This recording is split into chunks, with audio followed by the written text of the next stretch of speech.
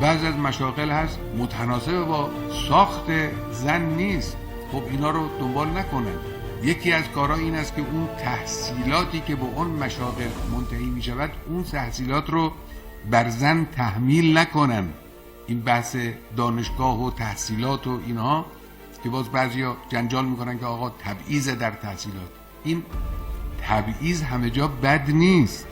تبعیض اونجایی که ضد عدالت باشد بد است. والله وقتی که شما توی یه تیم فرض کنید که فوتبال یکی رو میذارید مهاجم، یکی رو میذارید مدافع، یکی رو میذارید دروازه‌بان، خب این تبعیض دیگه. اگر اونی که باید در خط دفاع وایسه اون رو گذاشتن مهاجم، خب تیم خواهد باخت.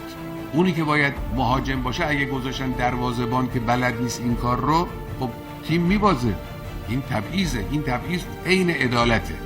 نه اینکه مجبورش کنیم که شما چون در کنکور اینجوری نمره آوردی، اینجوری شرکت کردی، باید بری فلان درس رو حتما بخونی که این درس نه با طبیعت زنانه او سازگاره، نه با اهداف عالی او سازگاره، نه شغلی که به دنبال این درس به او داده میشه شغل متناسب با او.